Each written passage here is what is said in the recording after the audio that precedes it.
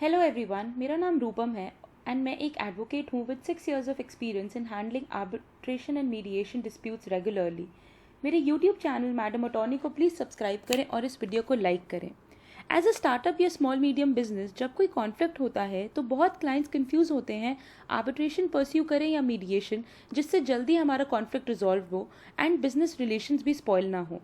इस वीडियो में मैं आपको आर्बिट्रेशन एंड मीडिएशन के कुछ ऐसे डिफरेंसेस बताऊंगी जो पहले किसी ने नहीं बताया आपको। Everyday practice point of view से आर्बिट्रेशन एंड मीडिएशन में डिफरेंस क्या है वो एक्सप्लेन करूंगी, जिससे आप इजीली डिसाइड कर सकते हो कि आपको कौन सा रूट लेना चाहिए अपने लीगल कॉन्फ्लिक्ट्स को रिजॉल्व करने का।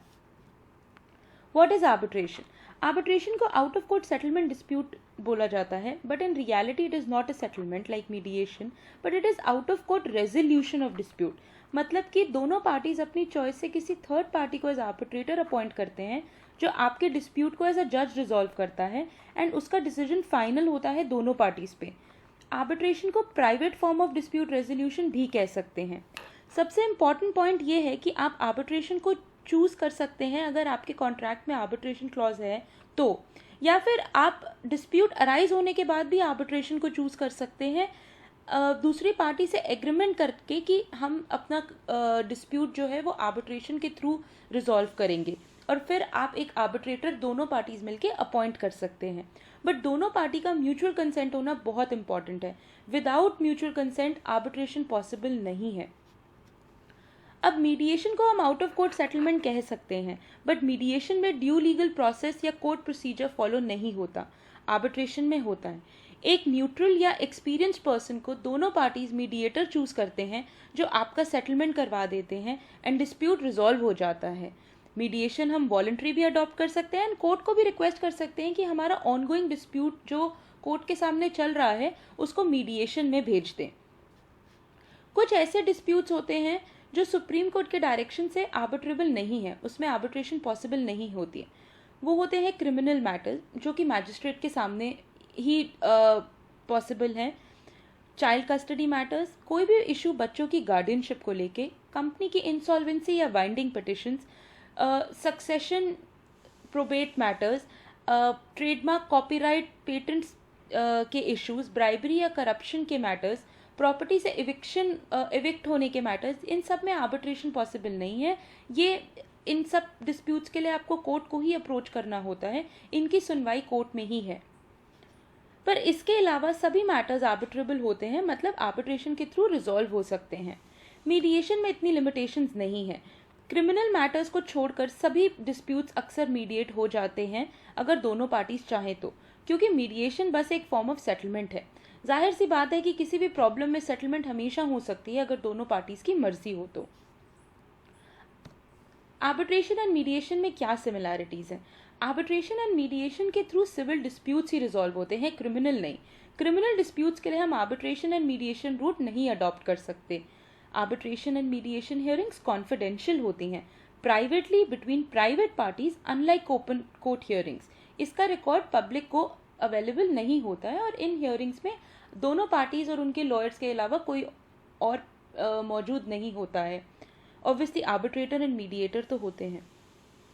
सबसे इम्पॉर्टेंट बेनिफिट या फीचर आर्बिट्रेशन एंड मीडिएशन का ये होता है कि हम अपना जज खुद चूज कर सकते हैं, जिन्हें हम आर्बिट्रेटर या मीडिएटर कहते हैं। कोर्ट में जब केस डलता है तो जज हम चूज नहीं कर सकते। आर्बिट्रेटर खुद चूज करने से हम निश्चिंत हो जाते हैं कि जज फेयर होगा। ऐसे ही हम मीडिएटर किसी ऐसे इंसान को अपॉइंट कर सकते हैं जिसकी बात दोनों पार्टीज सुने या जो एक्सपर्ट हो। Mediation cost and time effective होता है as compare to litigation before courts, but सभी आर्बिट्रेशंस तो नहीं। फास्ट ट्रैक आर्बिट्रेशन जरूर कॉस्ट एंड टाइम इफेक्टिव भी होता है, क्योंकि उसमें 6 months के अंदर ही अवार्ड पास करना होता है आर्बिट्रेटर को। मतलब कि 6 months के अंदर वो डिस्प्यूट को ख़त्म करना है और फाइनल डिसीजन देना है। अगर आपको जानना है कि फास्ट ट्रैक आर्बिट्रेशन को कैसे चूज कर सकते हैं अपने केस के लिए, तो आप मुझे कांटेक्ट कर सकते हैं। डिफरेंस क्या होता है आर्बिट्रेशन एंड मीडिएशन में? आर्बिट्रेशन एक बहुत ही कॉम्प्लेक्स प्रोसीजर है। ये कॉम्प्लेक्स क्यों है वो मैं आपको नेक्स्ट वीडियो में बताऊंगी, बट मीडिएशन बहुत सिंपल प्रोसीजर है to resolve all your conflicts. Arbitration procedure बहुत टाइम कंज्यूमिंग है, just like court hearings. Arbitration में भी अक्सर 2 से 3 साल लग जाते हैं डिस्प्यूट के एंड होने में, but mediation can be resolved in any number of days with the consent of both parties. Arbitration process mediation से बहुत एक्सपेंसिव भी होता है क्योंकि उसमें बहुत सी कॉस्ट इन्वॉल्व होती हैं, जैसे कि आर्बिट्रेटर की फ़ीस, लॉयर की फ़ीस, जहाँ पर आप जिस वेन्यू पे आर्बिट्रेशन होना है वहाँ की फ़ीस। ये सब की वजह से आर्बिट्रेशन एक बहुत महंगा प्रोसेस है। आर्बिट्रेशन में एक पार्टी विनर है और एक पार्टी लूज़र है, बट मीडिएशन में दोनों पार्टीज विनर हो सकते हैं। फॉर एग्जाम्पल, अगर आपका डिस्प्यूट है with your landlord for payment of rent, तो आर्बिट्रेशन में आर्बिट्रेटर या तो टेनेंट के फेवर में अवार्ड पास करेगा या लैंडलॉर्ड के फेवर में, depending on the facts of that case. But mediation में दोनों टेनेंट्स एंड लैंडलॉर्ड के फेवर में डिस्प्यूट सेटल हो सकता है, दोनों विनर हो सकते हैं अगर वो कुछ ऐसे टर्म्स पे सेटल हो जिसमें दोनों की खुशी हो, जैसे कि रेंट डिक्रीज कर दें या थोड़ा सा टेनेंट को और टाइम दे दें रेंट पे करने के लिए। तो इसलिए इससे लैंडलॉर्ड का जो लैंडलॉर्ड को न्यू टेनेंट भी नहीं ढूंढना पड़ेगा और टेनेंट को भी इजी होगा।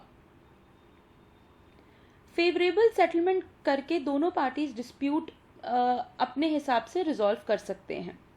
एक प्रोसीजरल डिफरेंस ये भी है दोनों में, जो अपने पहले किसी से नहीं सुना होगा, दैट आर्बिट्रेटर से कोई एक पार्टी प्राइवेट कॉन्टैक्ट या कॉन्वर्जेशन नहीं कर सकती। हर कॉन्वर्जेशन या स्टेप दोनों पार्टीज के म्यूचुअल कंसेंट से ही होता है आर्बिट्रेशन में।